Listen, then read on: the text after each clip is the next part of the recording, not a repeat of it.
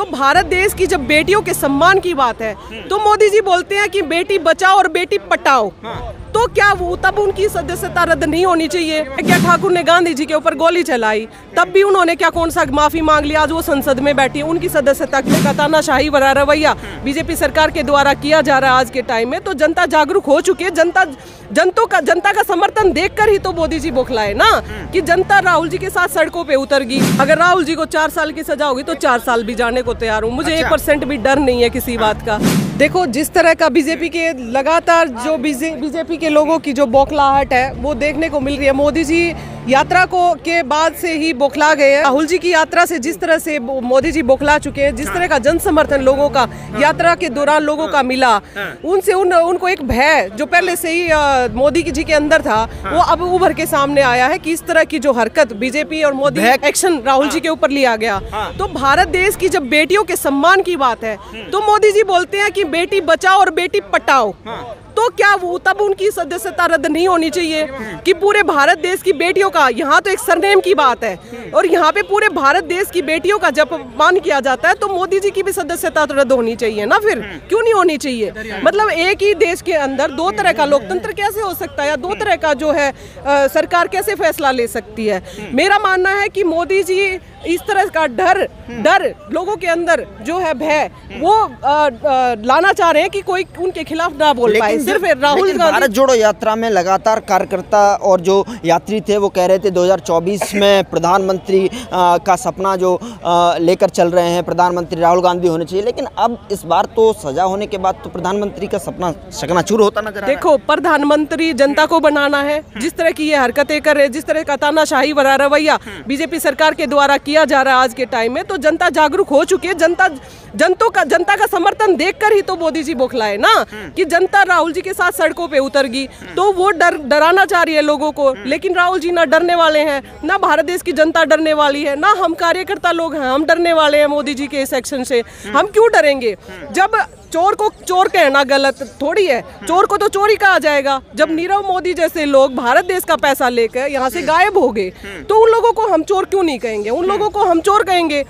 रही बात, मैं तो सिर्फ मोदी जी से एक ही बात करती हूँ कि भारत देश की बेटियों के सम्मान की बात, जब उन्होंने भारत देश की बेटियों का अपमान किया कि बेटी जो है बचाओ और बेटी पटाओ, तो उस बात का भी जवाब दे दे। वो भी अपनी सदस्यता रद्द करके बैठ जाए, उनका भी उपचुनाव करवा देते हैं उनके एरिया का। ये तो कानून व्यवस्था देखेगी। वो तो कह रहे हैं मैंने थोड़ी ना कराया न। जब ओबीसी समाज ने जो जिस तरीके से ऑब्जेक्ट किया उसके बाद जिस तरीके की कार्रवाई देखने को मिली है, अब ऐसे में कांग्रेस कहाँ दिखाई दे रही है? राहुल गांधी जी का जो सदस्यता है वो निरस्त कर दी गई। उपचुनाव यहाँ पर वायनाड में हो सकता है। कैसे आगे की रणनीति किस तरीके की होगी? देखो, रणनीति तो नेताओं के द्वारा तय की जाएगी। हम तो सिर्फ ये जानते हैं कि भारत देश की जनता के साथ बहुत ही गलत किया जा रहा है। भारत देश के अंदर बहुत गलत मांग लेते ना, माफी मांग लेते। क्या दिक्कत? किस बात की माफी? जब गलती की नहीं तो माफी? भाजपा के तमाम प्रवक्ता नेता तमाम ये कह रहे हैं कि माफी मांग लेते, खेद कर लेते, अहंकार बड़ा हो गया आपके यहाँ। देखो, ऐसा है, मोदी जी ने जब एक शब्द बोला कि बेटी बचाओ और बेटी पटाओ, तो उन्होंने आज तक माफी नहीं मांगी शब्द की।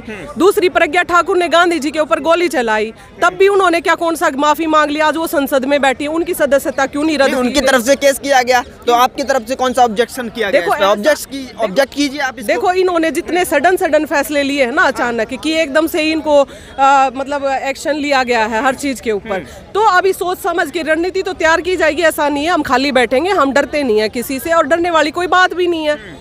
ठीक है ना, क्योंकि सच को सच बोलेंगे तभी तो जनता विश्वास करेगी। कह रहे थे कि आप जो है बोलने नहीं दिया जाता, अब तो सदन से भी जो है आपकी छुट्टी हो गई, अब कहाँ बोलेंगे आप? तो बोलने नहीं दिया जा रहा था, उसी का तो शोर शराबा उठा था, उसी से तो डर गए ना कि बार बार अडानी जी का नाम आ रहा था कि आपका और जो अडानी जी का रिश्ता क्या कहलाता है। तो अडानी और जो मोदी जी का रिश्ते का जवाब नहीं था, इसीलिए सब लोगों ने मिलकर साजिश की है राहुल जी के खिलाफ। और इस साजिश है, बहुत बड़ी साजिश है। डर गए हैं राहुल जी से, इतना बड़ा डर। संबित पात्रा जी तो कह रहे थे कि माफी मांग लीजिए, माफी क्यों नहीं मांग रहे? उस पात्रा को ले आते हो यार, वो पात्रा पुत्रा कुछ है ना। उसको पता है नहीं घंटा, उसको बेचारा उसके अपनी रोजी रोटी चलाने दो, उसको बेचारे को बोलने दो, उसकी बात छोड़ दिया करो, बाकी सरकार की बात किया करो। उनका यहाँ कोई महत्व नहीं है पात्रा पुत्रा का। ठीक है, और बात करो आप। तो आप 2024 का चुनाव नजदीक है और ऐसे में जो है सदस्यता निलंबित हो गई है और ऐसे में उपचुनाव का भी दिक्कत आ गई है। 2024 में अब कौन चेहरा होगा, किस तरीके से कांग्रेस पार्टी अपने आप को देखेगी? वैसे ही जमीन खिसकी हुई थी।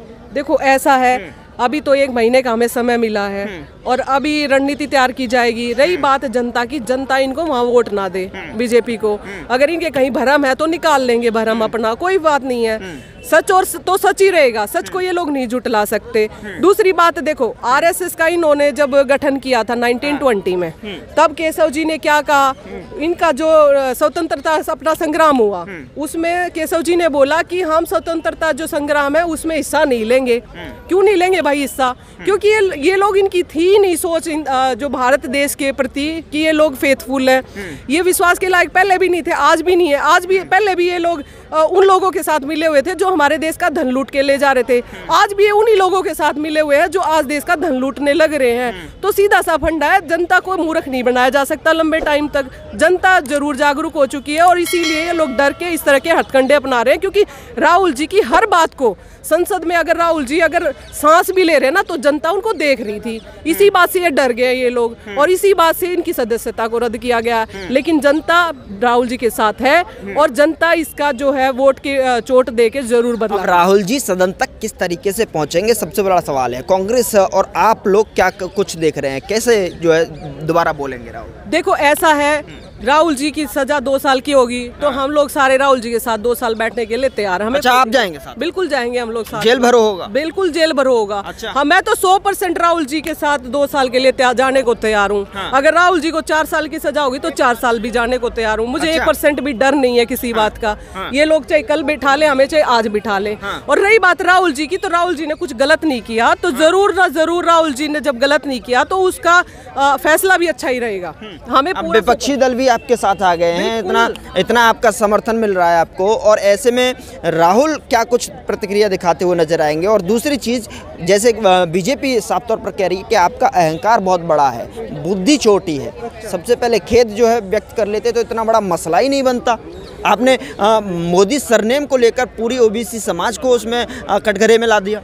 देखो, हम तो कांग्रेस जो पार्टी है वो एक जो है ना देश की एकता और अखंडता पर आधारित है। ये भी आपको पता है, सभी धर्म उनके लिए समान है, सभी जातियां समान है। तो अगर मोदी सरनेम की उन्होंने पूरी बात अड़ाई है, हालांकि वो 2-3 लोगों तक सीमित था, लेकिन उन्होंने सरनेम का यूज करके एक साजिश के तहत इसको इम्प्लीमेंट किया है। तो कोई बात नहीं है, वो करने दो उन लोगों को। लेकिन जो देश की जनता है उसको सच्चाई पता है, राहुल जी के साथ है देश की जनता। और जो ये लोग हैं जिस तरह की बातें करने लग रहे हैं राहुल जी के खिलाफ, जिस तरह की साजिश राहुल जी के खिलाफ करने हैं, ये लोग ध्वस्त हो जाएंगे अपने आप, अपने ही उसमें कटघरे में आके। क्योंकि जनता जरूर से जरूर जो है राहुल जी को समर्थन देगी, 1% भी इसमें कोई शक की बात नहीं है।